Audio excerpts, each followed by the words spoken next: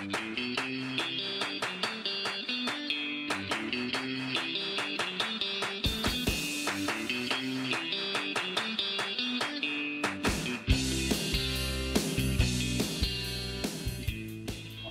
right, looks like we're underway here.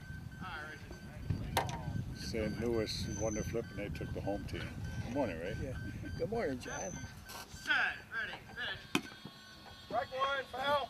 Good morning, everyone. We're here at Volunteer Park in Bolingbrook, Illinois, the site of the 18th annual Beep Baseball Bash, sponsored by the Bolingbrook Lions Club in conjunction with the Village of Bolingbrook. It's Sunday morning, June 9th, and I'm Ray Macri along with JT Herzog. There's a hit down the line, it's going to be foul. We're here, we got a classic rivalry today, Ray. Chicago versus St. Louis. Yeah, it certainly is.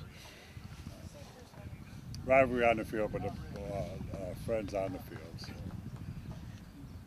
Yeah, as we go along through this game, John, we'll try and let the viewers at home know a little bit about Beep Baseball and how it evolved. And but right now, who we have up the bat there? We have leading off for the Comets is number 45, Richie Schultz. Okay. Set, ready, finish. There's a high fly ball to the right field. Right fielder's chasing it down, number 21. And Richie scores the first run.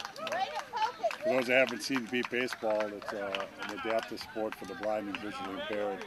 You notice that all players are wearing blindfolds because there's varying degrees of blindness.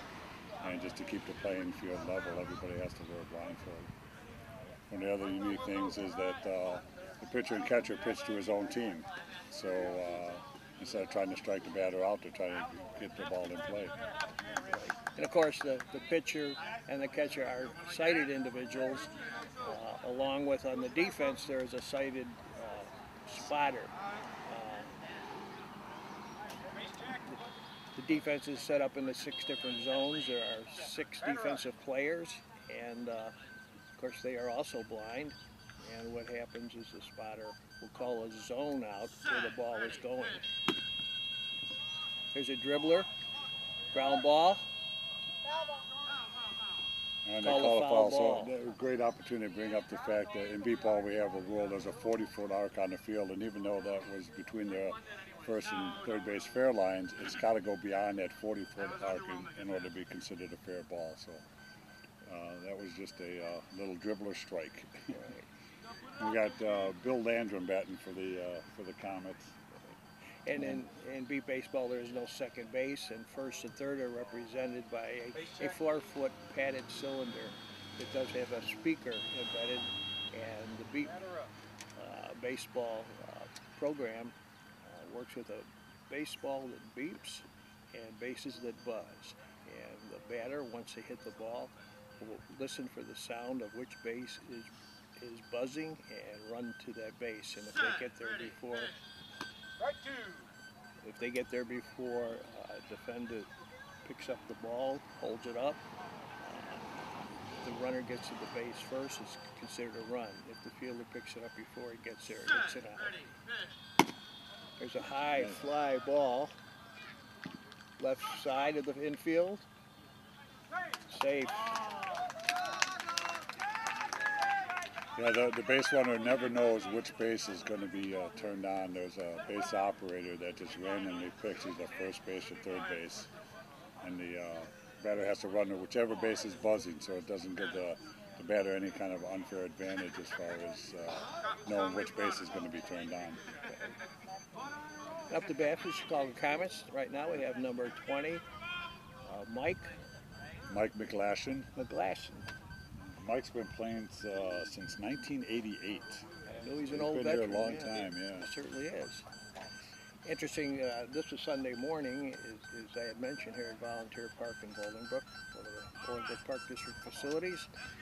And speaking to Mike, we have a little welcome reception for the teams coming in on Friday night, and learned that the batter, Mike, he's in the second year of law school. So these people are blind. Many have careers, and just very competitive athletes, regardless of their handicap. Absolutely. I just want to take this opportunity as a coach for the Comets and to just give a shout out to the Bolingbrook Lions. What a fantastic job you guys do here at this tournament. We're in our 18th year, and it just keeps getting better and better, and it's actually one of the best tournaments in the country.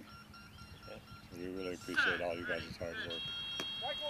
Well, thanks, John. As a member of the Bolingbrook Lions, we certainly enjoy doing this. Jim Petula, chairman of this event, points out it's our marquee project here in the village. Set, ready, pitch. There's a line ball, left field, out. There's a nice play out there. Certainly is. Is that number 12? Darnell Walker on the put-out for St. Louis.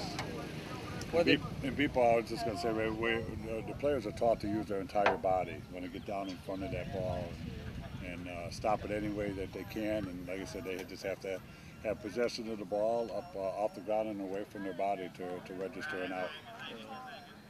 Here we have number 29. No, this is number 28. This is 28, Alex Camino. He's one of the younger players on our team. Alex has been with us since 2017, and he's got a bright future in this sport. Yeah.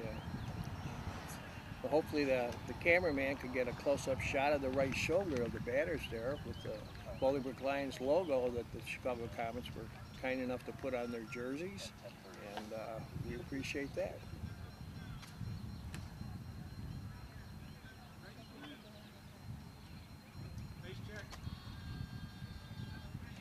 Prior to the batter getting up, they ask for a base check, which allows each base to be turned on so the batter gets used to hearing the location. Yeah, get some little orientation in the batter's box. What happens when the baseball is beeping, the batter isn't relying on the beep of the baseball. That's for the benefit of the fielders. There's a foul tip. What happens is the pitcher, who is sighted, practices quite a bit. He's throwing to the swing zone of the batter. He has to hit with the ball where the batter is used to swinging, and it takes quite a bit of coordination. As you see, as the game goes on, these guys are quite remarkable in making contact with the ball. It's good to point out since he's got. There's a ground ball to the shortstop area. Fielder's coming, picks it up before he reaches. That's another out. Cornell Walker again, with the put out. I want to point out there, Ray, because he was, as I was saying, well, he already had 3 strikes. In beat baseball, you get 4 strikes, and you can take 1 pitch. It doesn't count against you. It's what we call a pass ball. But if you take a second pitch, then it's an automatic strike because again, pitcher's pitching to his own team. There's no walks or anything like that. So we wanted to get him up there and swing in the bat. There you go. This is Dan Hernandez. He's another one of our rookies on our team. Dan's been playing since he just started last year, 2018. This is going to be his second full season with us. Another up-and-comer. Okay. Very aggressive swing, as many rookies do have. And you see the runners when they do run to the base, they're allowed to tag the base, kick it, hit it with their toe, their arm, their elbow, whatever part of their body touches that base. Exactly. All they got to do is touch it. So. One of the interesting things, as a parent raising a blind, someone who's blind since birth, they're taught all their life to be safe and be careful, and then we get them out here on the beat ball field. Say, forget all that, run with total abandon. That's true. To this buzzing base and go ahead and tackle. And that's 4 strikes to strike out. So, and at the top of the first, the Comets scored 2 runs, and we got St. Louis coming up in the bottom half of the first. And I think here we are at the top of the first. We have number 7, Garrick Scott.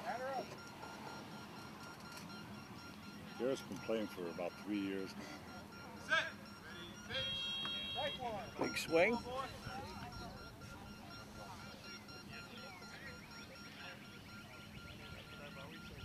Set. Ready, pitch.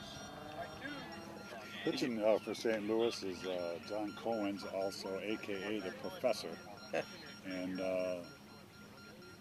he's also their catcher too. So he's dual roles for the St. Louis squad. Yeah. Gets a little better perspective when he plays Set. both sided positions. Batters out. One down. Bottom of the first.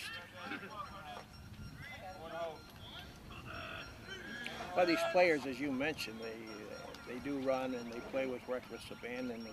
It's amazing how few injuries do happen. There has been injuries.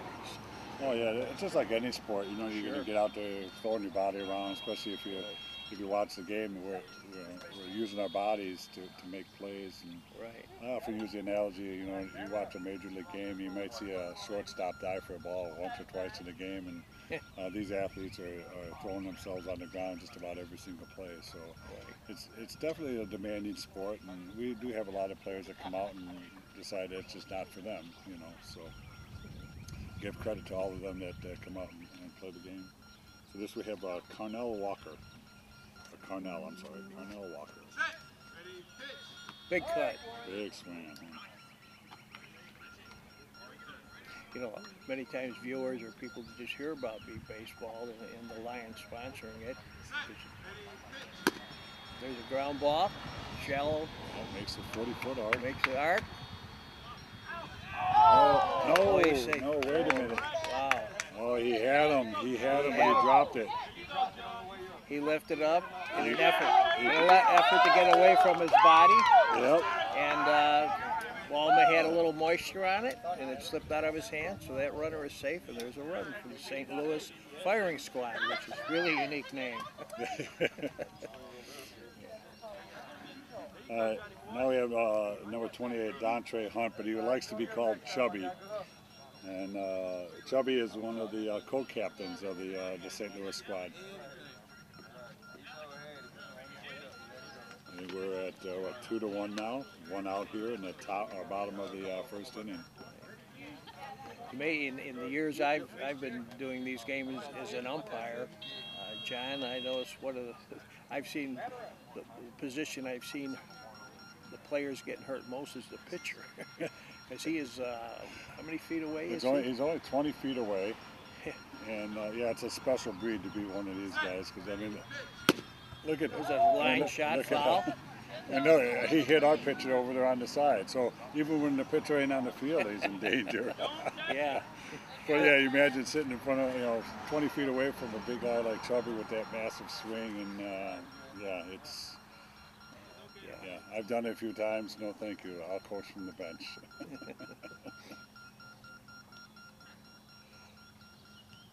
Set.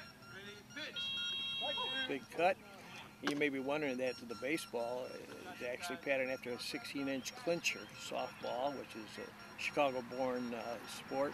But embedded in that ball is a transmitter that emits a beep, and this adds weight to the ball. And so that ball is a lot heavier. Yeah, it actually weighs about a pound. About a pound, and that ball can be traveling 60, 70 miles an hour.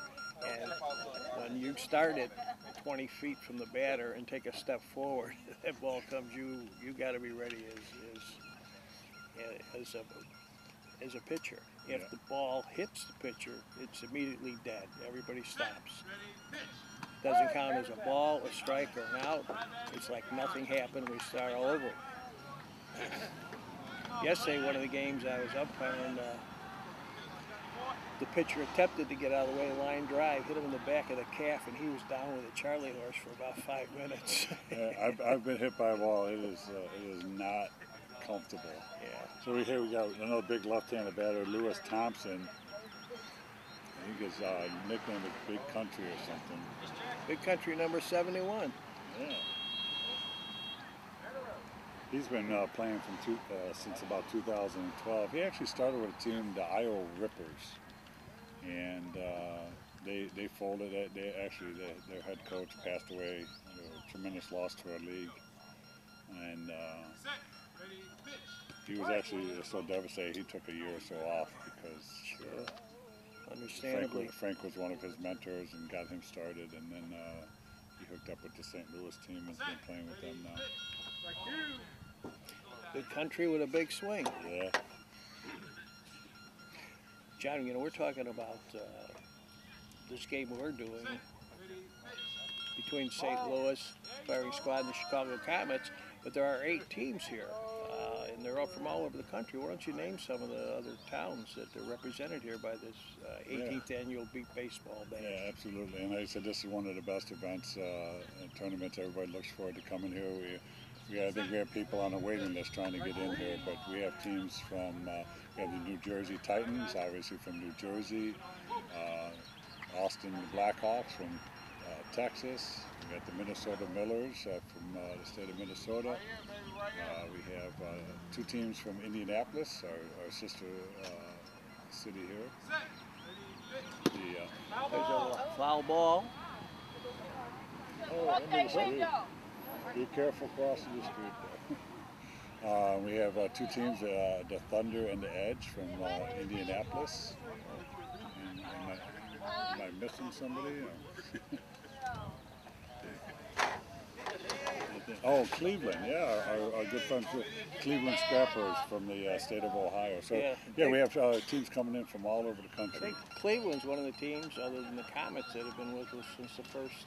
Yeah, the Cleveland and the Indy Thunder, actually, the 3 teams that have been at this tournament all 18 years. So we're certainly happy to have them. And, Ray, I tell a story all the time because I used to coach my younger son who would travel baseball and stuff, and you can't tell when you get in the hotel who's on what team. On the field they're competitive, but in the hotel we're all friends and family. And 3 outs. 3 outs. So we go at the end of 1. We got the Comets 2 and St. Louis 1. All right, leading off the top of the second, we have Lamarian Aldridge. Lamarian's a rookie on our team. He just came out this year. He's only been to a few practices, so he's pretty raw, but he's an 18-year-old with a lot of potential. Wow, so good to have the youth here. You mentioned a lot of people think that a big baseball team, and because the Lions are working with is a bunch of kids out here, but these are all adults. I guess in the 8 teams playing here this weekend in the tournament, the oldest player is 65 years old, fell on the Cleveland Scrappers team. Yeah. So it's not a bunch of 18-year-olds here. No. That's the exception rather than the rule. I would say the average age here is probably in the late 30s, early 40s. Yeah, and we're always looking to recruit new players. So anybody who's watching this, if you know anybody who's blind or visually impaired, whether it's in the Illinois area or any other state, reach out. Our national team is, our national league rather is the NBBA, National Beat Baseball Association, and you can contact them at nbba.org, and they'll hook you up with the team closest to you. Big swing. And all these teams come in and to put on a tournament like this, and for the travel of all these teams is quite expensive.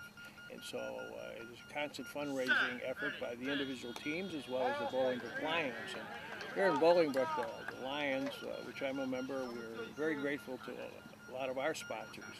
And none of this would happen without the village of Bolingbrook, Roger C. Clare, our mayor, Carol Penning, our village clerk, and all the village trustees.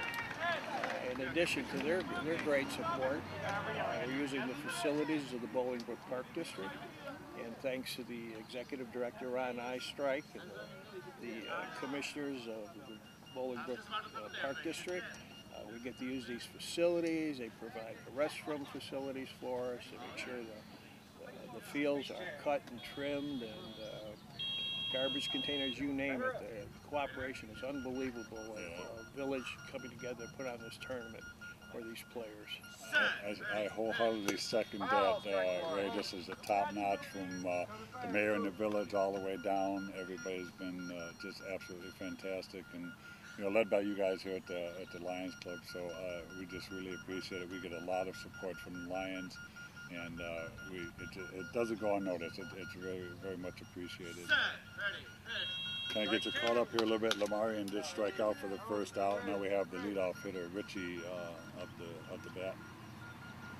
One of the things, and you heard Chad kind of yell at Richie because he was being a little quiet. We want to be quiet during the play and then make as much noise afterwards because, again, the players are There's a listening for the ball. long fly ball. Fair ball. Safe. He was halfway down that baseline before that came down. It was such a long ball. In regular baseball, you're always taught to hit line drives. You want to hit the ball in the air because it's an easy out, and beat ball is exactly the opposite. You get that ball in the air and they can't field it. Right. But in the rare instance where a ball is caught in the air, it's an automatic end of the inning. So it could be 3 outs, or whatever. And there's only been 6 documented cases of that happening. But so if the player catches the ball in the air, it's an automatic end of the inning. It could be 1 out, 2 outs, or 3 outs. That'd be to use a pun. That'd be a sight to see. I tell you, it's I've never seen anything close to that. I've seen a few games, but we had one. Wally was the last one that did it. He was on our team, the tournament in Topeka. He actually was down on his knees, and the ball hit him in the thigh and kind of rolled up in his chest, and he grabbed it. Hey, anyway. Anyway, that's right. It shows the athleticism these guys have. I mean, they really. Their century is there's a line shot go down first baseline. Pops over, down. He's made the play. Another fine example. Very nice play. Another fine example, John, of you saying the defenders use their entire body. Sometimes our viewers think the fielders are slipping, but they're intentionally laying out to stop that ball any way they can, and then they use the hearing of the beeping baseball to gather it in and make it out. Great defensive play. It was a great play. That was Wilkins out there, number 21 for St. Louis, making a great play on that hard hit ball. If you don't think it takes some athletic ability to do this, you really ought to try and come out next year about this time of the year and watch these players. You'll be amazed. Yeah. We got Mike McGlasson up. Actually, this tournament was born out of we had a couple scrimmage games with you guys, Lions. I remember. And I remember you guys saying, okay, that's enough of beating up on us. How about bringing in some real competition? And that's how how this tournament was actually born. So, as a victim of that embarrassment, there's right inside the fair line. Foot race. Oh, he reached for it, just couldn't quite get it. Beat it out. Mike McGlasson in there for the Comets' 4th run. Great effort.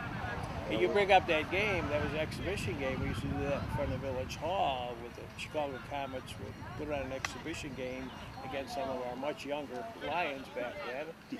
And of course, to make things fair, we also were blindfolded to make it fair, but they were kind enough that if we had a couple strikes on us, they would allow us to lift up the blinders at least on one eye. Yeah. And you think, well, now you can see, but when you're used to having 2 eyes, the coordination was not there. I embarrassingly remember, striking out twice without making contact. Yeah. Set, ready, pitch. Yeah. There's a grounder, the shortstop area. Broke the wrong way, but he came back. Oh, again, he can't hold on. Wow. Oh, it should have been an out. Yeah. Good hustle. So that was Alex scoring his run. That's 5-1 now. That's going to be costly. Just like in regular baseball, you give the team extra outs, and it's going to come back and haunt you. St. Louis should have been out of this inning. Comets have some new life. Like regardless of the crowd noise, everyone thought that could have been out, but the runner is trained to run through the base. whether he's out by a mile or not. Yeah, because you never know what's going to happen. Yeah, and you know, it's tough because some of the rookies are here up or out and they stop running and we say no because you never know what's going to happen. Case in point, we've had 2 of them already in this game. That's correct.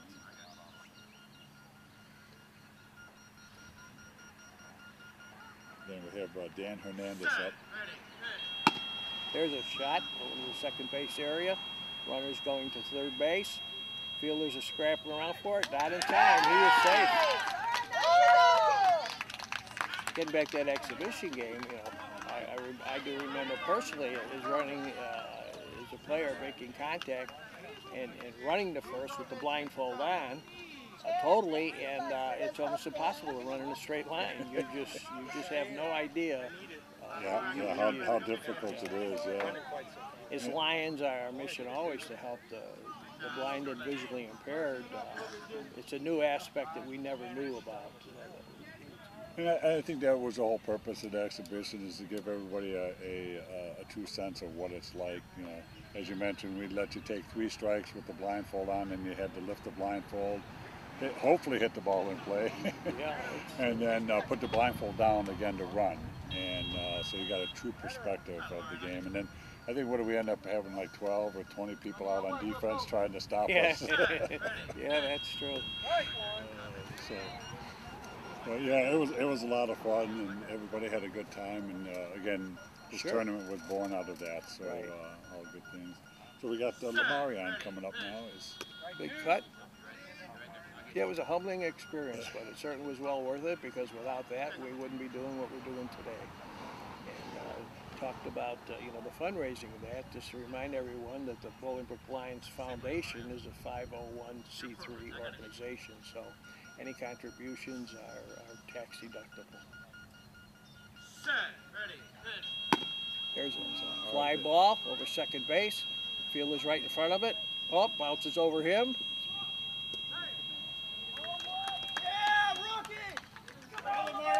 Oh, he called him safe. Yeah, he called him safe. I don't know that he hit the base. I don't know either.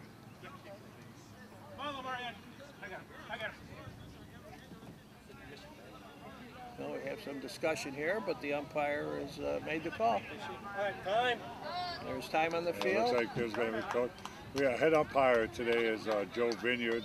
He's a Lions Club member and actually the past tournament director. He was a tournament director for 4 years here at this event. Did a fantastic job. And right now what happens is there's a questionable call. He consults with his base umpires, and the base umpire, the third base umpire he was just talking to is Deborah Omasic, who happens to be the current Bolingbrook Lions Club president. So they reversed that call. He's out. Yeah, there was a question of whether or not he touched the base. Yeah. It didn't look like he touched it from my vantage point. All right, we're back here, top of the second. St. Louis up to bat. What's the score? It is the Comets 6 and St. Louis 1 at the moment. But Okay. this is Roy Cody up to bat for St. Louis. Of course, we're a little biased being for the home Chicago Comets crowd. And Roy claims he's the quiet one on the team. He's been playing since 2017. So he's relatively new to the sport, but he was telling me a little bit. He's from the Atlanta area, and he got involved. A friend introduced him to the game. He's got 1 strike on him. Cut, swing and a miss. I mentioned about the base umpires as being volunteers, and the first base umpire is a gentleman named Danny Wiesbrook, and he's not a Bolingbrook Lion. So you folks at home, if you ever just want to come out and watch a game, get involved in it, you can. You don't have to be a member of the Bolingbrook Lions Club to come out here. We welcome and encourage any volunteers to come out, not only to watch, but you could participate. Absolutely. There's a ball over to the second base side. Runner sprinting to first. Oh, Alex Alex kicked the ball on that play. And one of the things, and you know, I'm on him all the time about this, we never say lead with your feet just for that reason, because it's the chances of kicking the ball away. I always tell my players, if the ball's on your left, go down on your left. If the ball's on your right, you go down on your right. And, Great coaching point. Alex moved over there, got in position, but then he kicked his feet out and obviously kicked the ball away. And as a result, St. Louis scores a run.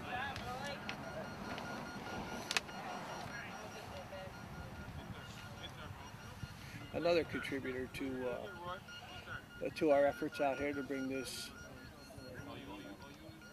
big baseball bash is the Board of Tourism of the Village of Bolingbrook.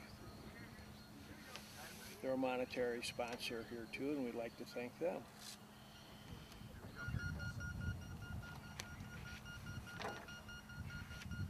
And of course, John, whoop, there's a foul tip. Some people can't notice, you know, because perhaps the camera angle that this is not just limited to males. There are a number of young ladies, not so much on the field here, but several of the games I did yesterday, there were quite a few ladies playing the sport. Absolutely. At the National, we have what we call a wool game. It's the women of our league.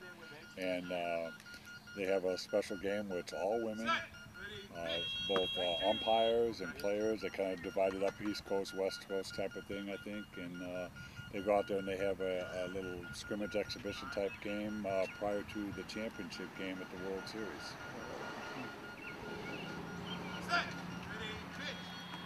Strike. How does one team get into the World Series, John? Well, basically, there's really no, because we're all spread out across the country. Basically, if you can just you register and pay your entry fee, and you can attend the World Series. And we have teams not only from all over the country, but all over the world. We have teams from Taiwan and Canada. There's teams being developed in Puerto Rico. And I heard rumors that there's even a team starting up in Argentina. So it's truly international. I think that was an example of taking a pass ball and being the fourth strike. Yeah, so evidently... It's the first time I've seen that. Yeah. He's going to catch it from his teammates for that, for sure. I'm sure. He's laughing about it. That's one thing about this, you know, we're serious and we're competitive, but we like to have a good time out here. And I said we're all family. I know a lot of these guys for many years now, and they're my extended family. So. Yeah. Who's up here now? We got a leadoff batter, number 7, Garrick Scott. Garrick is also one of the co-captains of this team, and he's been playing with St. Louis for about 3 years now. And he's very superstitious.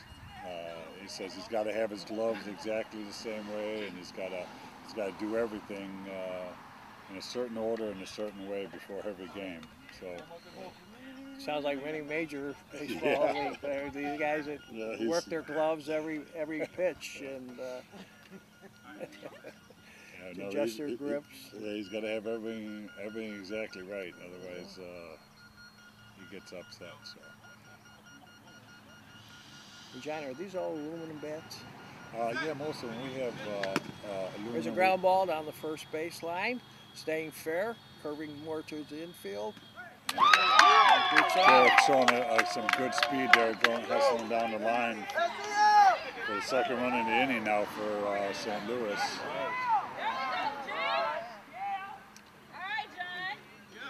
You know, talk about the random signaling of which base will buzz, either first or third. It's done by a base operator who has the ability to pick and choose. He doesn't want to get into any type of rhythm because these players will pick it up real quick. Absolutely. Well, it was third last time, or it's third to a row. Yeah, you now can't go first, third. No, right. They'll pick that up. Yeah, it's just a little toggle switch, and they just randomly pick. And this game's base operator is by Bolingbrook Lion Mick Cozy. He's a former president, and I'm sure he's right in front of our main camera with our producer Joe Berger. Yeah, we'd like to thank Joe and his crew for coming out and videoing this game today. Gives us a chance to showcase our sport. Big swing by Carnell, their number 2 hitter. Right, and while this telecast is not live, it is available for our residents year-round. They can go to the village website. There's a shot for the second baseman who's charging the ball, gets in front of it. Oh, he picked it up, but not in time. Carnell Right. throwing some wheels down that first baseline. And there's our camera view. Well, I don't know about the camera view, but we're sitting at. There was 2 fielders, and one of them was blocking the play. We couldn't see who picked it up or not, but that's one of the jobs of the field umpires. In this case, the first base umpire. He has a little better angle. Yeah, sometimes they have to help out the home plate umpire. Right. It's a demanding position because he's in control of the whole game. And as Joe does a great job. He's a veteran. Been doing this for a while out here. Sure. Ran out there, got in position so that he could see. One of the toughest things a home plate umpire is that the balls hit down one line and the other base on the other line goes off, and it's kind of hard to be looking at 2 places at once. But you just got to try to get in the best position you can. And here we go, Chubby. Big coming number up. 24. St. Louis got 3 runs in here, and they about There's a half, foul and another ball. foul ball over there. He's trying to take out the comic pitcher, it looks like. Speaking of a big band, this time I'd like to also thank longtime Bolingbrook Lions Club sponsor, annual sponsor of the Speed Baseball Tournament is Bob Zalewski, the owner of Tailgaters Sports Bar and Grill on West Mountain Road in Bolingbrook. Thanks again, Bob. Yeah, Bob's been with, he's been with us for a long time. I know that. I mean, they provide a lot of the food and stuff for our hospitality room. The players come in after traveling in on Friday and are treated to some food and some beverages, and we really appreciate that. Right. Used to cater the Saturday night banquet, which we had last night. He's done that in the past. Yeah. So, Whoop, definitely well get out and support Tailgaters. They're Right. great. They're great supporters. Not only us, but I know they do a lot of stuff in the community Oh, as well. tons, yeah. No, we're not the only organization. Go, guys, y'all on it. And a great place to go watch a Bears game or any other sporting activity. I believe he has 40 televisions there. And a great menu. People think of his. This is a bar, but it's a fine eating establishment. They have a lot of live music and stuff there too. As Oh, well. big Yeah, so big it's bands, great venue. Chicago area bands. Absolutely. All right, we got coming up Big Country. Let's see, we got 3 in and 2 out here in the bottom of the second. And as we'd have nothing less, a rivalry between Chicago and St. Louis, going back and forth here. We're currently sitting at 6-4 Chicago. St. Louis with an out yet to use here in the bottom of the second. It's a big cut. And a big swing by the lefty. For those of you at home that may be interested in learning more about the Bolingbrook Lions Club, you can always go online to bolingbrooklionsclub@gmail.com. Is our email address. You go to www.bolingbrooklions.org. That's www.bolingbrooklions.org to learn more. Set. Ready, pitch. Oh, line shot right into the St. Louis dugout. Since you stood up like you knew that was going to happen. I'ma tell my mama. That ball travels too fast to hear that beeping. So. Stood up like you knew that was going to happen. I don't know.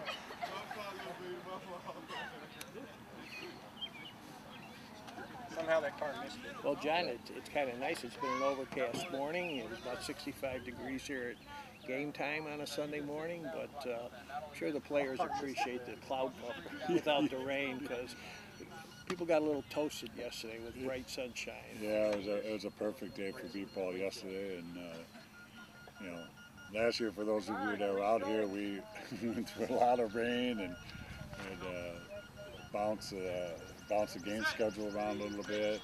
Oh!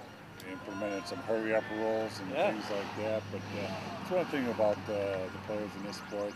We used to adapt in, not only in life, but you know, also with the beep ball. And you know, I would say another big swing. Big country, big cut. So that's the end of the second, and we have the St. Louis firing squad 4, the Comets 6. Close game.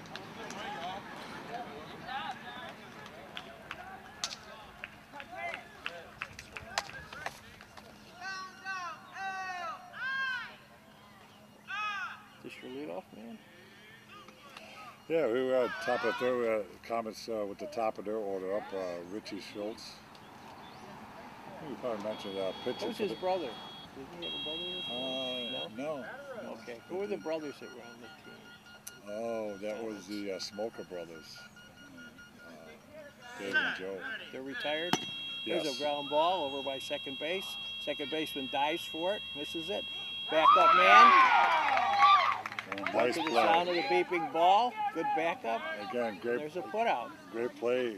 Running over and slid in front of the ball, used his entire body.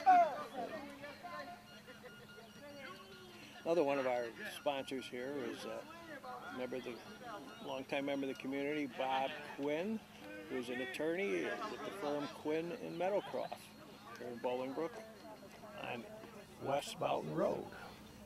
Actually, Bob was out here volunteering yesterday as well. So Yes, he was. For his, And no business cards were passed out either. I say that with affection about all my attorney friends. well, my son got a law degree, so I gotta include him on that.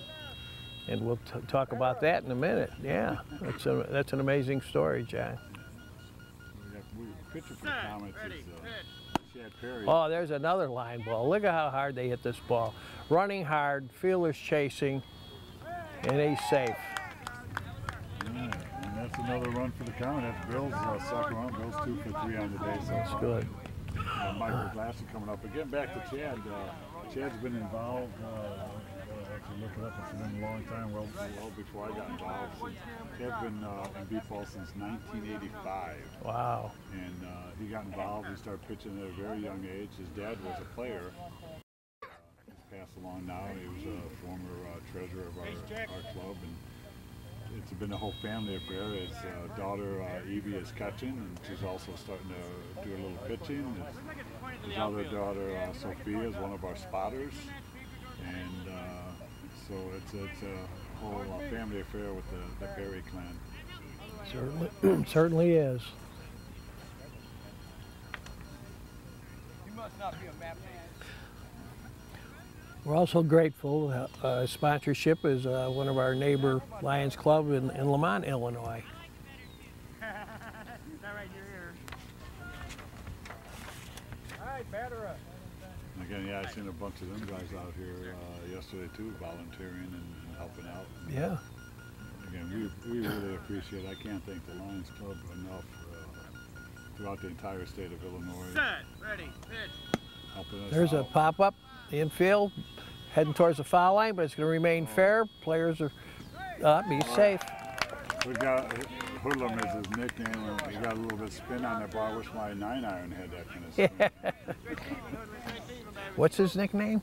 It's Hoodlum. Hoodlum. Okay. Yeah, he was a little bit of a wild man in his youth and got the nickname. But Mike's one of those guys that had a little bit of a rough upbringing and got control of his life. He says because of beatball, he actually tells the story that beatball saved his life. Well, That he got involved with something and got involved with people that cared about him and became his family. And so he's in his 50s now and he's putting himself through law school. So I see. It's never too late to turn the page and do Set, something. ready, pitch. foul ball. How ironic, with the nickname of Hoodlum, going to law school. Exactly. Well, he'll know the ropes. Yeah, he'll tell you. He'll know both sides of the law. He's actually I think he could have had a job at stand-up comedian too. Yeah. Set, ready, Well, I recall. Right two. He certainly entertains at times. But, No, we've become great friends over the years, and I'm really proud of him for you know, going through that. And it's tough, you know. Been out of school that long, and you're back. Ready, pitch. But he stuck with it. Ball and, tip. So Look alive, right there, look alive. you know, it brings up what I always say. You know, everybody looks at beat-ball as a sport, but it really is much more than that. The camaraderie, you know, going through life as a sight or impaired or visually impaired, a blind person, there's certain challenges and obstacles that you have to overcome. And, Set, ready, this pitch. community helps one another out. There's a slow route, Is it going to make the 40-foot arc? ground foot. It looks like you made it. And Alex with his speed beats Safe, out yep. for a run. Yep. Good job by that home base umpire getting out there to the line, because you certainly can't see it from here. That's what we call a beat ball hit, a little 40-foot, Yeah. 6-inch shot that just gets across the line, and then if we got enough speed, so it becomes a battle of speed between the defender and the runner. But getting back to my point about beat ball, they help one another. It's a community, because somebody in the league has gone through something that they may be dealing with, and they can get some tips and points and advice on. And I said, I always say it's much more than just a sport. It's a big community. There's a line ball just past the pitcher. Runner heading to the third base. And he's safe. The old story, speed kills. Yes, Some sir. quick players here. You know, John, it'd be remiss if I didn't talk about these 8 teams here competing in the tournament here, and people say, well, what's the prize? You know, what's the championship? Well, they're here, they're competing, they want first place, and along with first place comes the coveted John Herzog Memorial Trophy. This whole tournament was founded by your father, John Herzog, a former friend and former Lions Club president here. And without him and his efforts and you carrying on the tradition, this tournament wouldn't be possible. So in memory of your dad, it's nice to have known him and been part of this group. I appreciate that, way, and I'm getting a little choked up here. But, yeah, he was, Me too.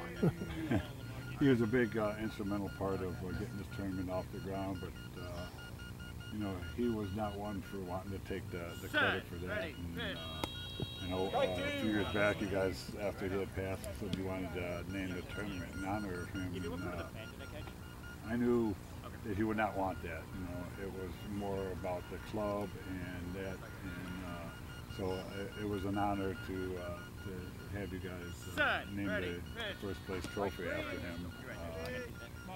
And, he probably would have been complaining about that too. Well, I'm sure he would, because I knew your dad as a president, and he wanted no part of the spotlight.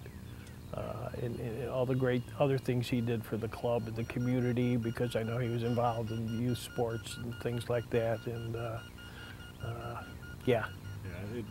Yeah, to him, it was all about giving these athletes an opportunity, and that's a strikeout for Marion. Yeah. Second out of the inning, the Comets got 4 runs in. Yeah. And we're looking at a score now of 10-4. And top of the order coming back up. Yeah.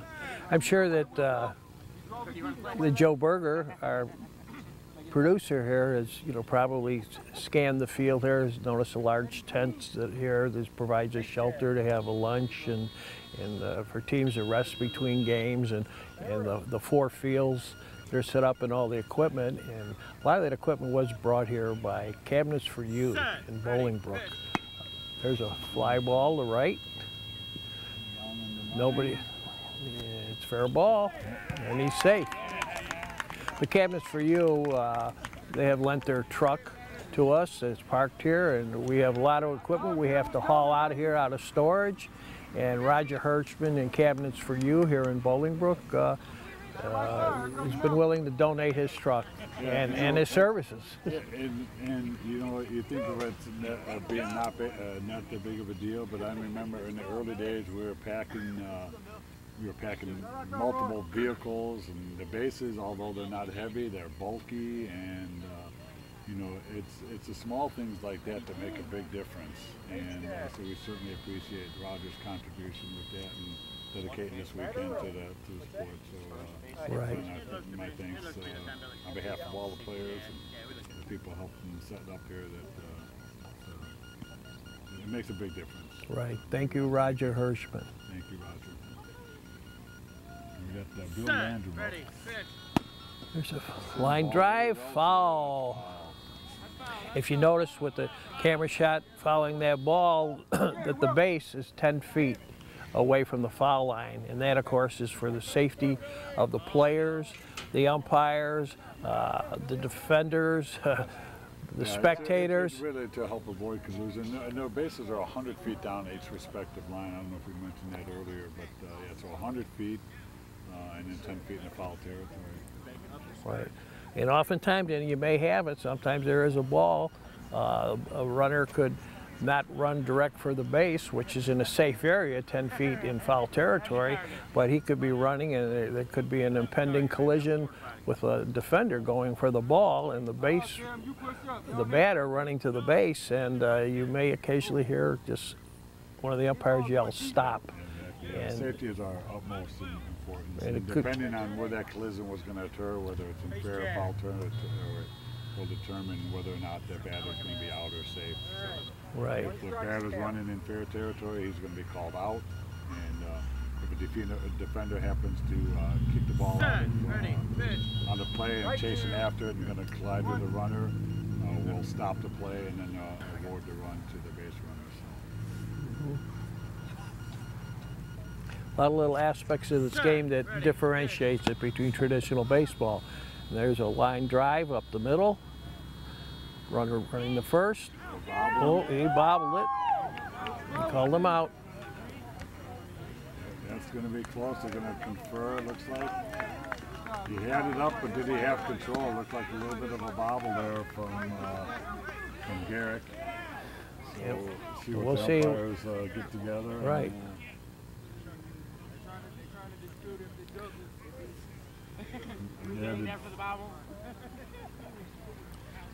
Confirmed, it wasn't out.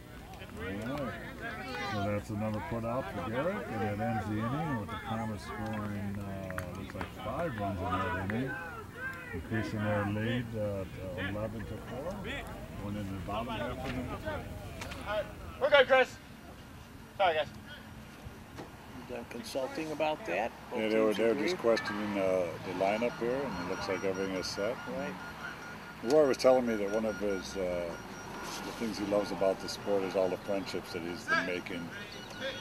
And he likes the competitiveness of the game, but it's all the new friendships and things that he's been making that really sticks out to him about beat baseball. Right. There's a select group of handicapped people. You have blind people, and then you have blind athletes competing in a league year after year. There's a small group in the scheme of things. There's a strikeout. And you see up there catching now for St. Louis is Cortez Hill. He's normally their pitcher. He's their starting pitcher. And Cortez been, Ortez as we call him, has been involved for 4 years, and he actually got started. He was on a team that was a sided team scrimmaging the St. Louis squad. And so he was out there competing against the St. Louis squad and was so impressed by them and said, hey, I want to be part of this. And so he's a tremendous athlete in his own right. He's out there on around. He's out there doing backflips and things. And he's quite a character. He's a lot of fun to watch, and he's helping develop other pitchers and things on his team. But yeah, so he just he got involved, came out, enjoyed it, and watched him do it, and said, hey, I got to be part of this. So yeah. So there's a lot of us have a family member or a friend or something that's blind or visually impaired, and there's a few people in the league that just like Cortez and Nick Lopez on our team don't have family members involved, but they just get in there and people all gets in their blood, and become part of our family. Ball? Well, John, you know, you do mention that. I'm sorry, I call you John. You prefer JT. Either way, I say call me anything but late for dinner. Well, that's true. That would be a real error. But a lot of us, Lions Club members, we feel part of this family too. We enjoy absolutely this. You are. It's nice coming out and helping out, but just being a spectator is great because every year I just find it remarkable how these athletes they go all out. They go all out. They risk life and limb to get that ball, but at the same time, they take it serious. Like you said, afterwards in the hotels and in the meals, they're all friends. And you got 8 teams, and I calculated these teams traveling this tournament and going home. You're over 7,000 miles. These people are traveling to come to Bolingbrook for this tournament, and it certainly does take a commitment on behalf of the teams to do the fundraising and everything. And, you know, we didn't mention, but each one of these beat balls, you've seen that they just replaced one. The defense didn't like the way that ball was sounding and asked for it to be replaced. And sometimes the balls will just stop working altogether. They cost $35 a piece, and so as part of the entry fee coming into the tournament, each team's got to supply half a dozen balls or so, because a ball won't last. Normally one ball won't last the entire game. So, and these balls are purchased by the teams at their own expense and through the help of the fundraising and stuff. So that's why it's just we appreciate the Lions so much for all their support, because without them we wouldn't be able to play the game. One of the sponsors that helped contribute, as I was before, is Larry Devereaux, who is custom painting and design. And we'd like to thank Larry again. Thank you, Larry. We have Garrett, their leadoff hitter up. I think he's got 2 strikes on him. There's a line ball, third base side. Right, bounced right into it. There's a play you don't see too often. That'll be worthy of a replay there. There was a hard hit ball.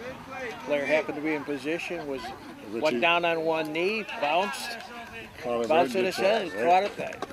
You can't say the hand and eye coordination, but you can say the coordination. The ear-hand coordination, absolutely. That's number 45 Richie on that play. We got Mike McLaughlin leading off for the Comets here in the top of the 4th. The Comets are up 11-4. Put up a big inning in the 3rd, and then shut down St. Louis with a 3 up, 3 down. Mike Hoodlum. Mike Hoodlum. Love that nickname. Hard to forget that. He's ready to hit. First pitch. The shortstop. He's running hard to third base. Player picks it up. It's an out. Also like to thank the John Buck Company Foundation and Betsy Trazak for their generous contribution to the Beat Baseball Tournament again. Betsy Trazak is the daughter of Al Trazak, longtime Bolingbrook Lion Club member, former Park District Commissioner, and one of our base operators out here at the tournament. There are 4 games going on as we're watching this one, and three other fields other than this one here today. Players will finish up this 1 game today. They played 3 games yesterday, and we'll have awards presentation under the tent after all of this, and we should be done by noon.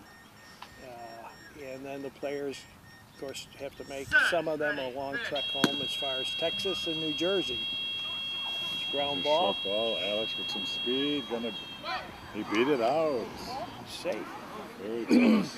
So some have to go as far as New Jersey, as we mentioned, Minneapolis, Austin, Texas, a couple teams in Indianapolis, Cleveland, Minnesota. So quite an effort. Yes. Many fly, which is very expensive, and these teams have their own fundraisers.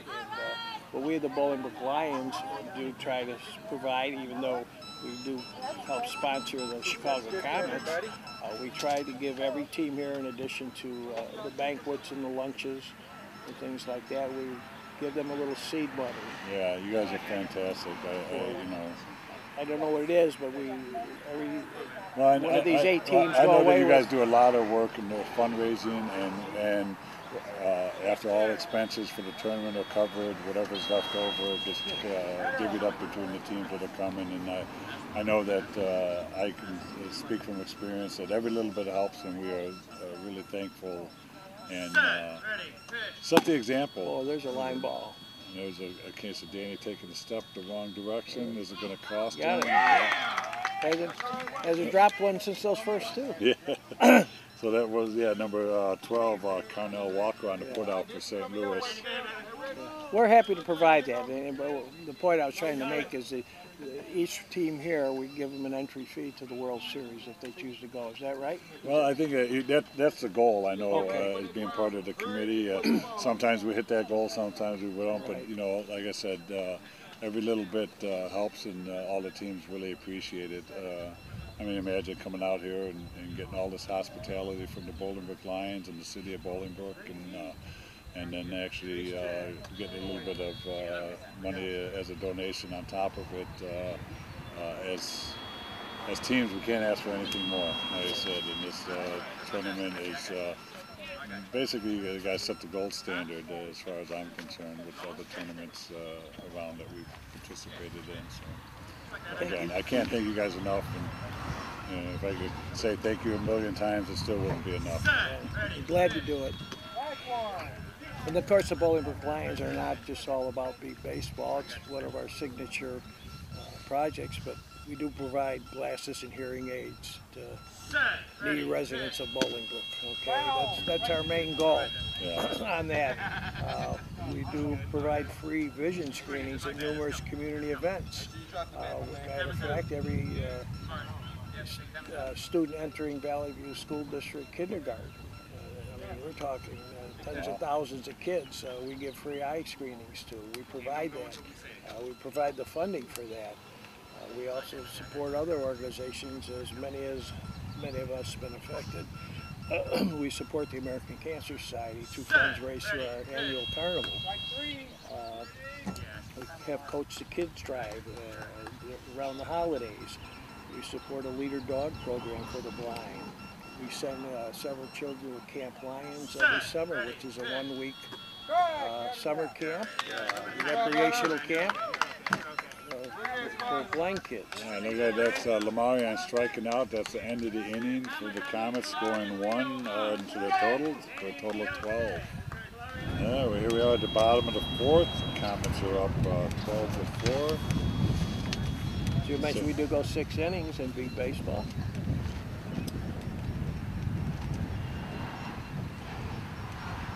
Sun is breaking through, breeze has picked up, beautiful day. And Volunteer Park, where we're playing this tournament, is at the corner or the intersection of Lindsay Lane and Lily Cash Lane, Bolingbrook's west side. All right, well, up the bat, we got number 12, Carnell. He's 2 for 2 on the day so far. Actually made a couple of nice defensive plays as well. Some of you viewers may be looking, wonder what's out that structure behind center field. And those are some of the water slides at the Bolingbrook Recreational and Aquatic Complex, commonly known as Pelican Harbor. There's a high fly ball, short left field. Running towards third. And oh, he's safe.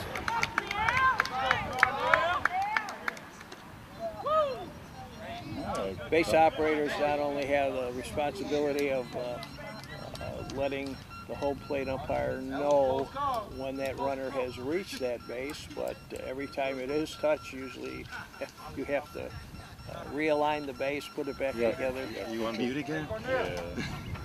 Next time, don't polish the base. Keep your pip hand strong.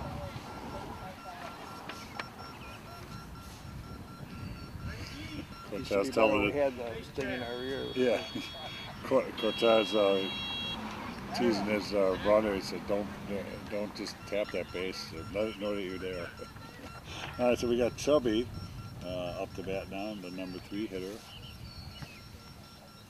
He's 0 for 2 so far on today. Looking to get on the scoreboard.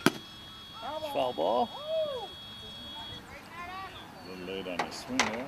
Following it down the right I field. apologize to our producer. I've given him extra steps today. He's coming over here. Folks at home are wondering, I keep muting this. I have a little bit of a cough, and I certainly don't want to break anybody's eardrums with my big mouth.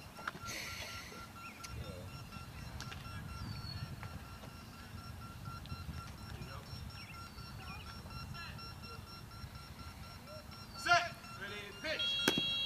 Right to. Oh, The energy of these guys. I know. Again, normally it's a Cortez pitching and the professor catching, and they're reversing their roles today. Yeah. And John's doing a good job there on the mound today. Set. Ready, pitch. Right three. So once again, batters are entitled to 4 strikes.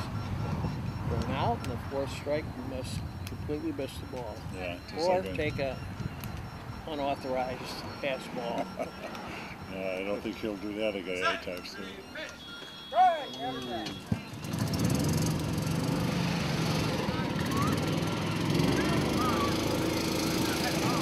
And number 7, Big Country coming back up, big left-hander.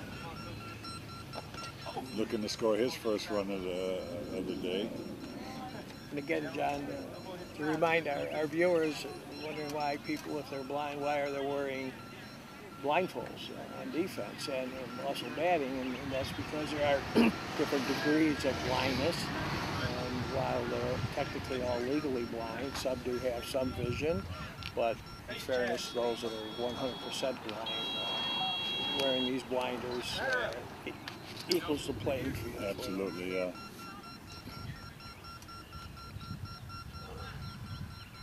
Set.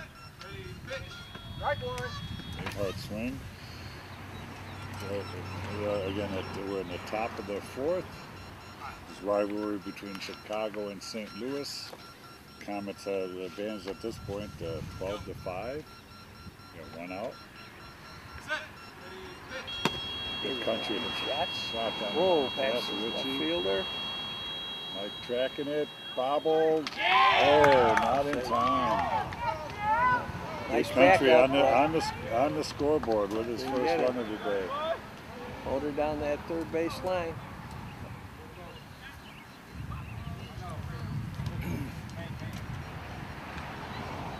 We got number 25 coming up to bat now. You know, John, as you've been doing this for many years, occasionally I'll hear a spectator or a fan actually wonder, they're amazed by these athletes. And they just can't believe that some of these guys are blind. Okay, they know they're wearing a blindfold, but they just can't believe they're doing it. And how do you prevent, or how do you document these people that they're actually blind? Well, they all have to submit an eye report to the league as to what their visual acuity is. And like I said, as long as they are registered as legally blind, they're able to participate. And honestly, we actually have some rules where sighted people can play in the event of injury and stuff like that. But there's only a rare case, and now the teams are getting to a point where we're growing. Back in the day, they used to have the team sizes were a lot smaller. Let me just put it that way. And so I haven't seen where a sighted person has had to put on a mask because of player shortage or anything like that in a while. So that's just a testament to our sport and the fact that we're continuing trying to grow and give more of these athletes a chance to compete, because what people don't realize is that there's not a whole lot of team sports for the blind, and that's changing now too. Not only there's b-ball, but there's also goalball. They're starting to play hockey and soccer and basketball. It's just incredible, with just a little bit of adaptions that these athletes can start showcasing their talents and be able to play team sports. Because anybody who's played team sports, you know what it's like to have teammates and be responsible for other people on your team and things. So, it's a ground ball down the right field line. Clary is in as a substitution for the Comets. He's got it. And she's got it. Picked it up and away. She's, again, one of the females in the league. She's also the team captain for the Comets. There you go. So she certainly has her leadership skills, and she's one of the most energetic people I've ever met. Yeah. Always got a smile on her face. And, she's one of those ones. She got involved when she was 9 years old, and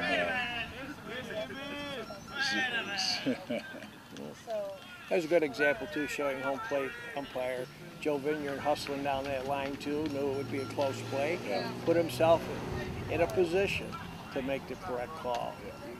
That always doesn't work out that way, but if you don't try, you'll never know. Exactly. And up we got a new batter now for St. Louis, Richie Flores, and St. Louis was a little bit short. They had a couple of their players couldn't make the trip. Richie actually plays for the San Antonio team, and San Antonio wasn't playing this weekend, and so he's out here. He loves the Bolingbrook tournament. He's like, he doesn't like missing this tournament, and so he hooked up with St. Louis for the weekend to come out here and help contribute for them. And a little malfunction here. Joe tripped on the base wire and kept Mick Cozy awake. Nick's like, "What are you doing to me? You're pulling the switch box right out of my hand." So, anyway, we got Richie batting for the first time today.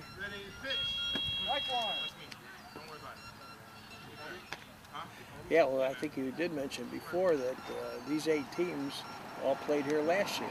They all put in their request to play again right away, so there was no chance for any outside teams to come to Bolingbrook. But we seem to be on a wish list of many of the organizations. Absolutely, absolutely. So, and San Antonio had come a few years back, and Richie's been to this tournament a few times. And he's one of the better people in the league, you know. And I always love talking to him. So is there trade deals involved in that? He can play for another team? Any signing bonuses? Nothing to that degree, but yeah, there are some players that move around, and just like in any sport, there's some personality conflicts and whatever. So, sure. But for the most part, everybody tries to play with the team that's the closest to them. That says a strikeout. Looks like that should be the end of the inning. So St. Louis scoring 2 there and a 6, giving them a total of 6. Comets 12.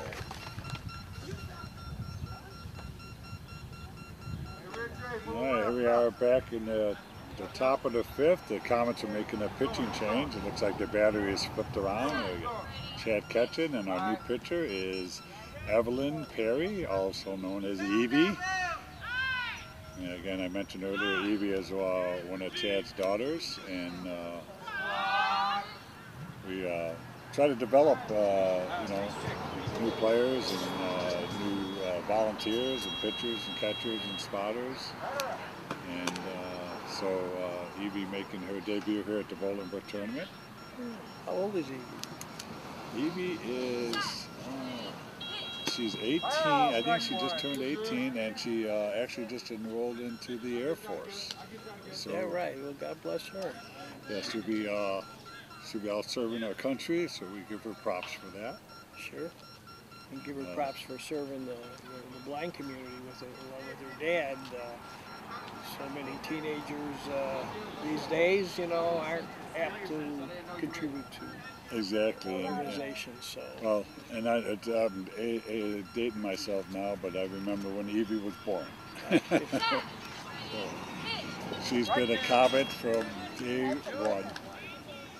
And we're really proud of her and her contribution on our team, but now to our country as well. So. Yeah.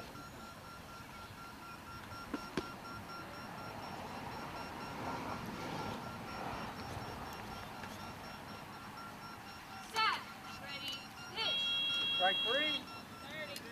Big cut. Yep, and we have Richie Schultz, he's up. 3 for 4 on the day so far. Richie having a good morning.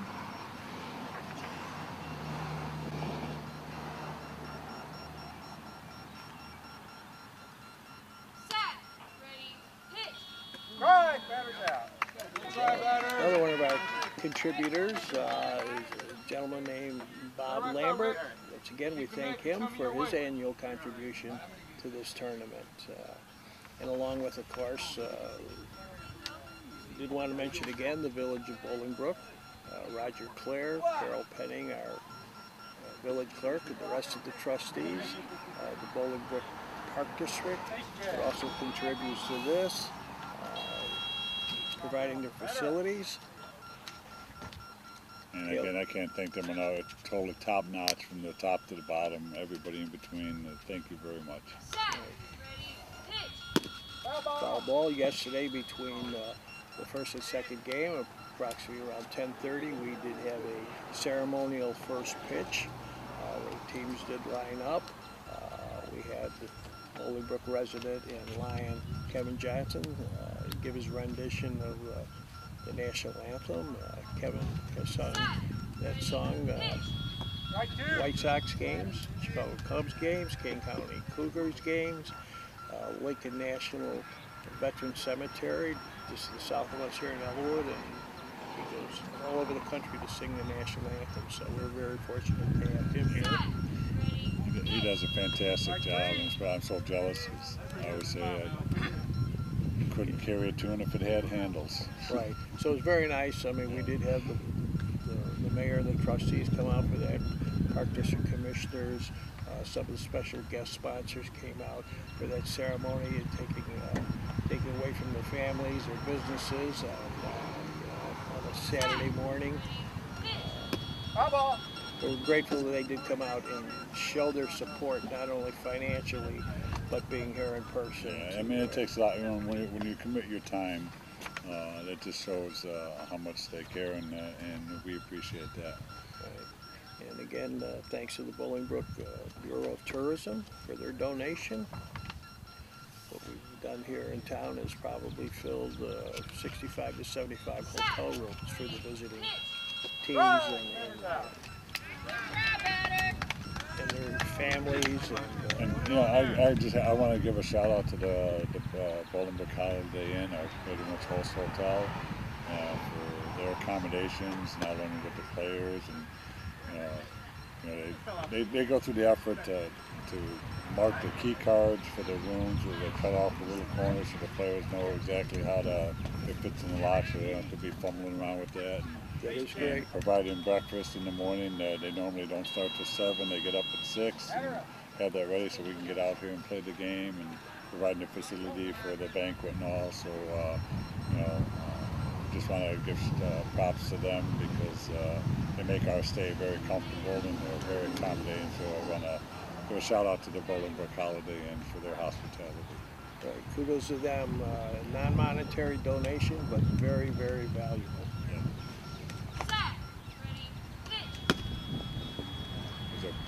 Ball hit Well, up the middle. the middle. She's Mike Yeah, the first. Okay. That's number 7, Garrick on the put out again. And it's 3 up, 3 down for the Comets. So we got. Show the competitive nature of Mike there. He knew he was out before he got to the base, and in his frustration, he kicked the base with his foot.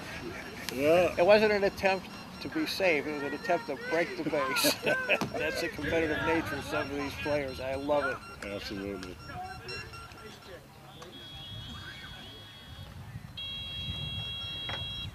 All right, we are at the bottom of the 5th. St. Louis coming up at the top of their order. And their co-captains, number 7, Garrick Scott.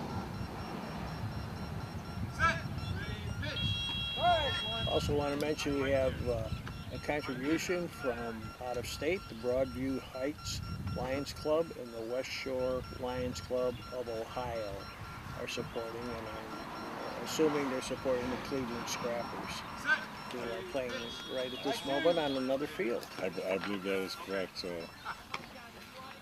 again, Lions Club is just phenomenal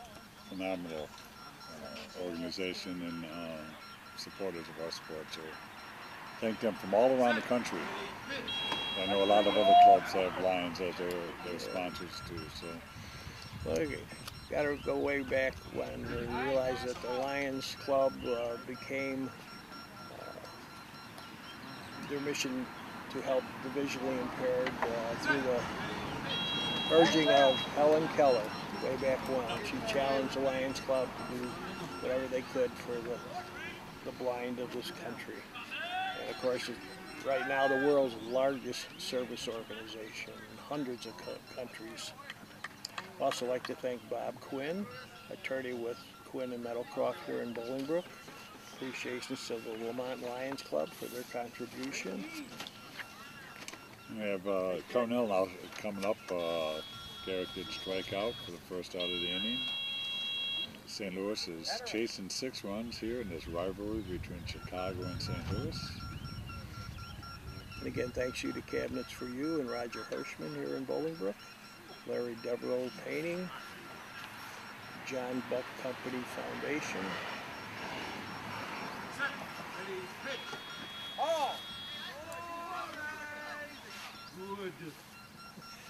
Example of a batter taking a pitch just to get a little more comfortable in that batter's box. Again, the batter is not listening for the beat of the ball.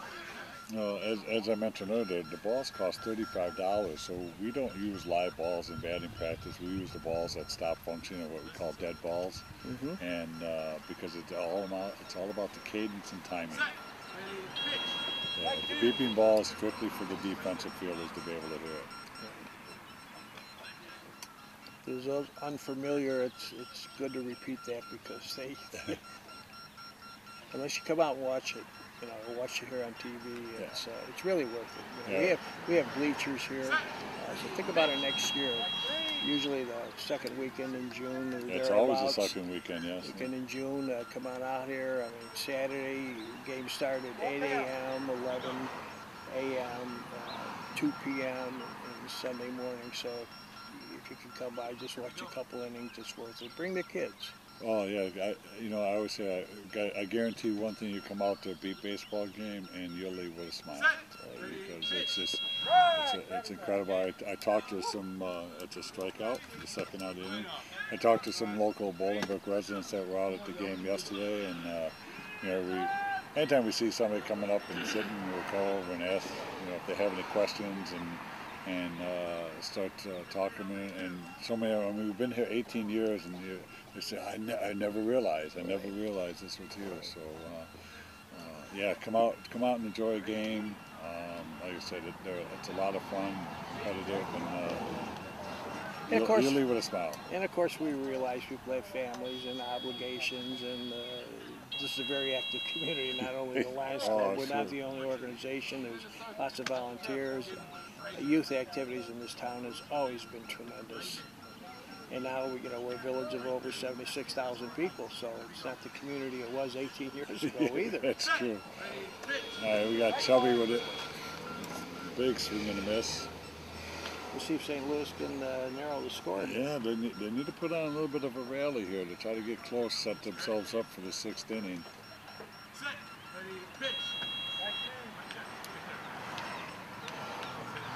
What was the score again, John? I think it's 12-6. Okay. We're here in the bottom of the 5th. St. Louis team winning the coin flip for the home team. Kind of score the. There's a there's about down the first base line. Wow, that ball is rolling. I don't think they're going to get to it in time for defense. Nope. And there we go. Chubby scoring his first run of the game. That's the start of the comeback. Yeah. I know the National League Cubs fans, they're not cheering for that, being against their arch rival St. Louis. But, it's a friendly rivalry here. I can't say that on a professional level, well, but I guess not, certainly here we have a lot of friends. And I want to give a shout out. I know she's not on the field, but the head coach of this St. Louis squad, Wilmer Chestnut.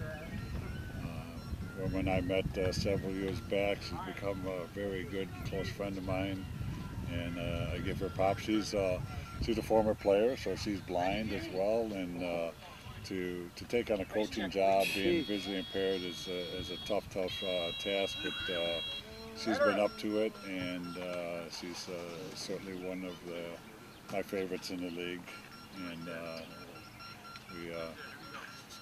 we really appreciate her. Yeah. That's dedication. Again, I'd like to thank the volunteer umpires here at home plate. We have Bolingbrook line Joe Vineyard in third base. We have Deborah Omasic, who's also a Bolingbrook line and current president. And over at the first base umpire is a gentleman named Danny Weisberg. Base operator Mick Cozy, also from the Bolingbrook Lions. Pretty nice swing.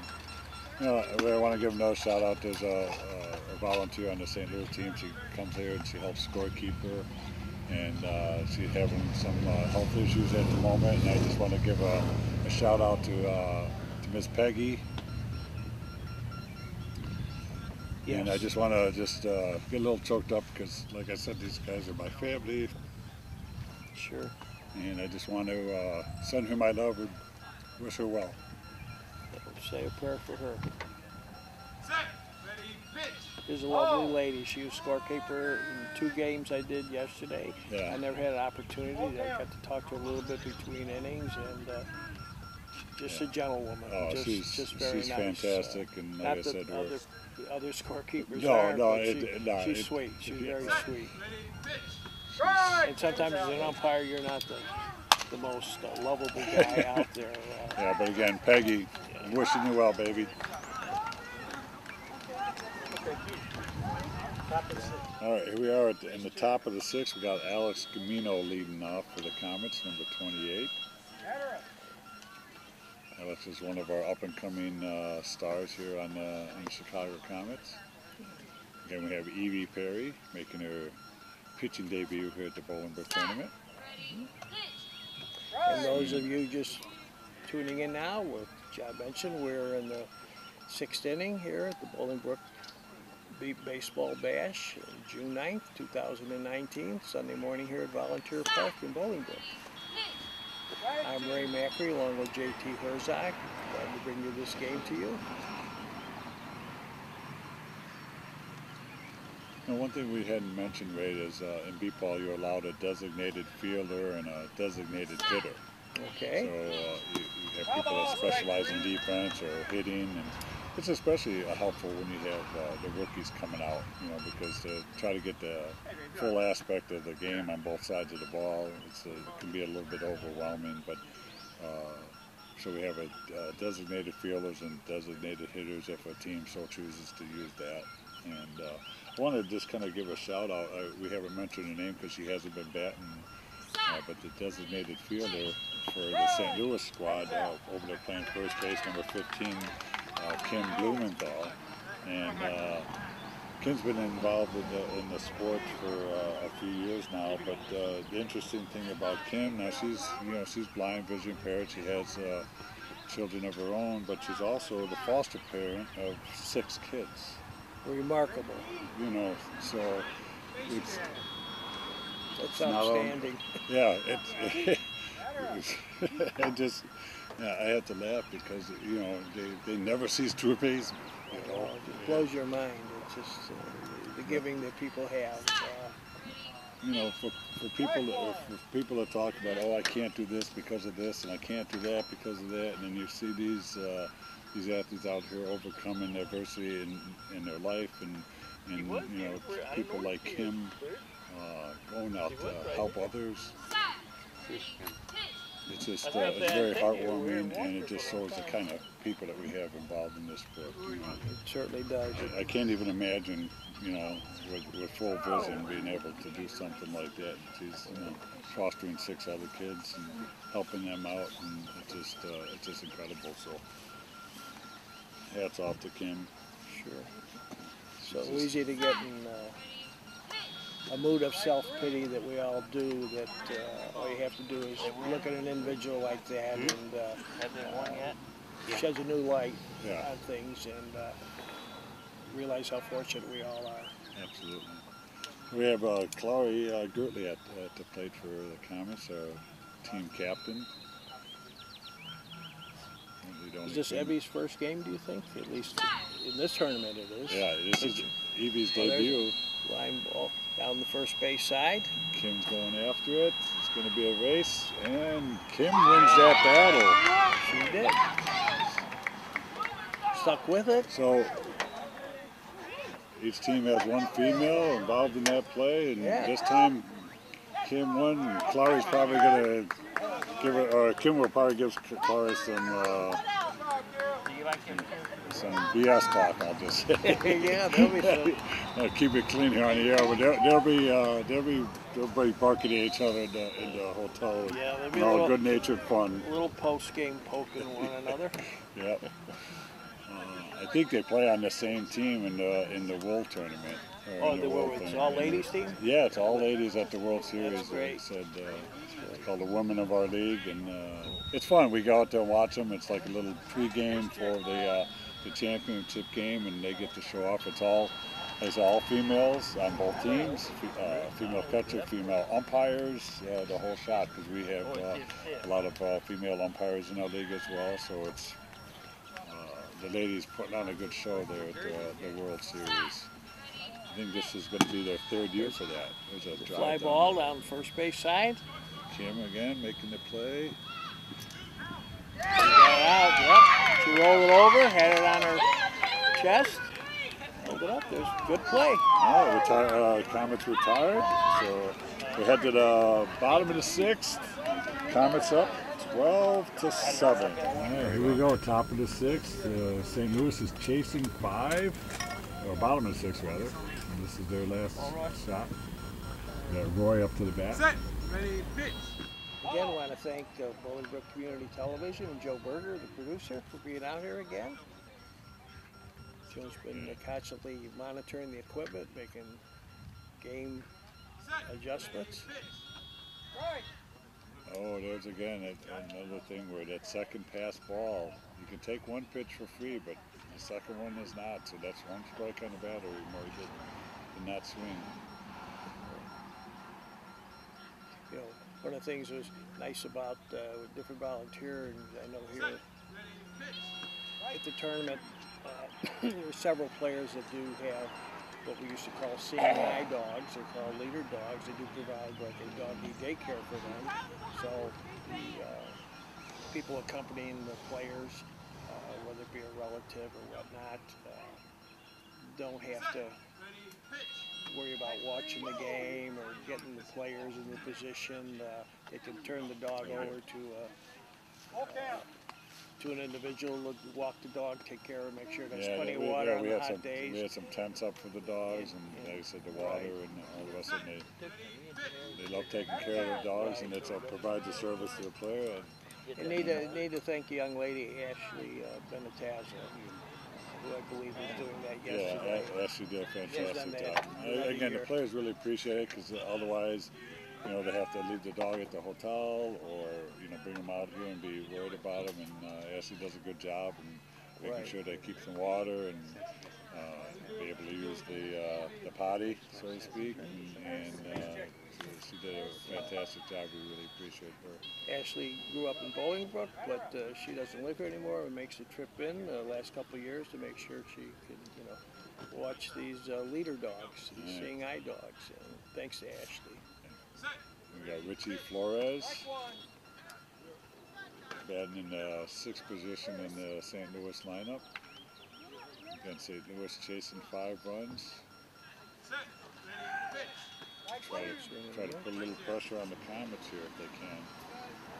The people at home might be wondering, maybe we'll go out next year, watch some of this game. What's it cost? What's the admission? And of course, the response is there is none. Yeah. Gain admittance, you don't need a smile coming in, but we'll guarantee you'll have a smile going out. So just come on out and have fun. And you can also look at the Comets. Is it a slow dribbler? I don't think it's going to make the 40-foot line, so it's immediately called a foul ball. If you go to ChicagoComets.org, we we do have some exhibition games coming up.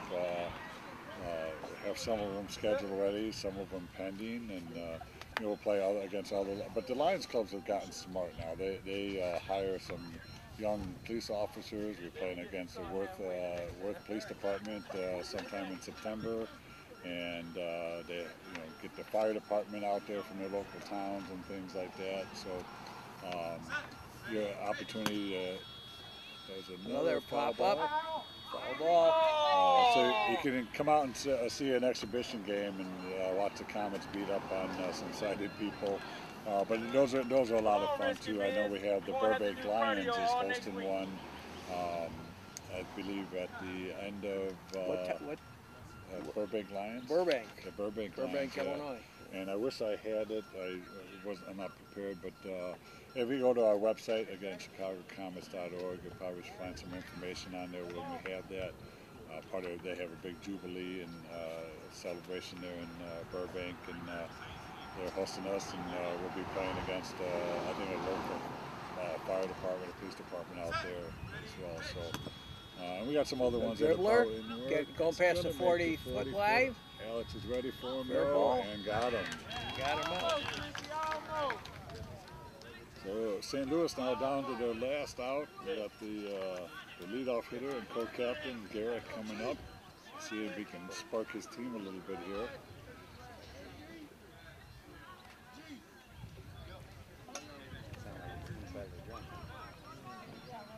Well, JT, we've had some pretty exciting plays during this game, in earlier innings.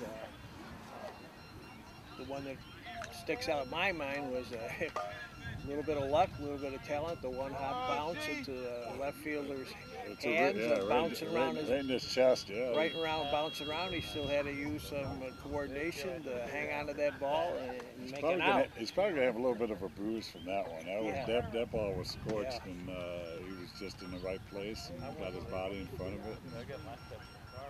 Both these teams representing our sport well here today, and again, great day here in Bolingbrook, and fantastic. There's a high drive going to right field, out there, safe. That was Leo out there, a substitution for the Comets in right field. He's one of our new players as well. Couldn't quite make that play. Maybe get a picture here of what a big baseball looks like. Yeah. If Joe could do that here, which this is a typical 16-inch clincher, Chicago softball, and inside here is embedded with a speaker. The transmitter will send a signal to here.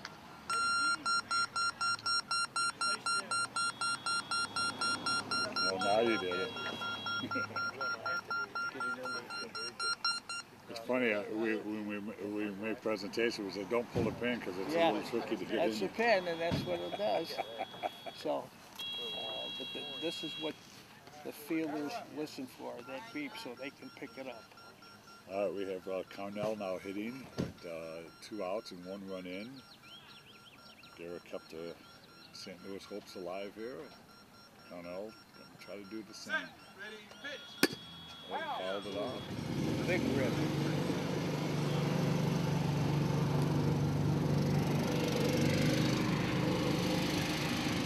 Cornell's 3 for 4 on the day, so it's responsible for almost half of the St. Louis runs. Not unusual to have batting averages over 500. Oh, yeah, it is, absolutely.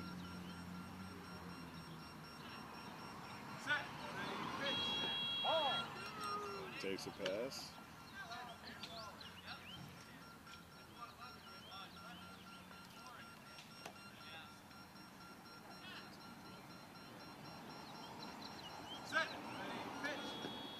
Ooh, big hard swing. A little bit late on that one.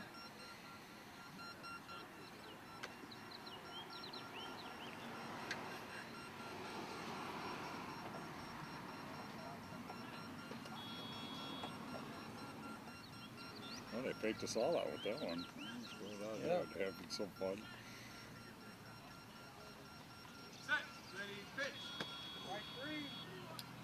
Okay, down the last strike. Yeah.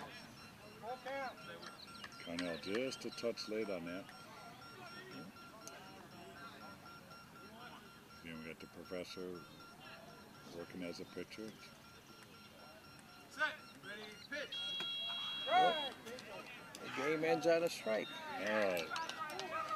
Very entertaining that game though, and we got a final of Comets 12 and St. Louis 8. So at least for now, Chicago up on top of that rivalry. But again, Ray, it was a pleasure. I really appreciate you and everything that you do for this tournament and as a member of the Lions Club. And I want to thank you, and thanks again to Joe and his crew for being out here.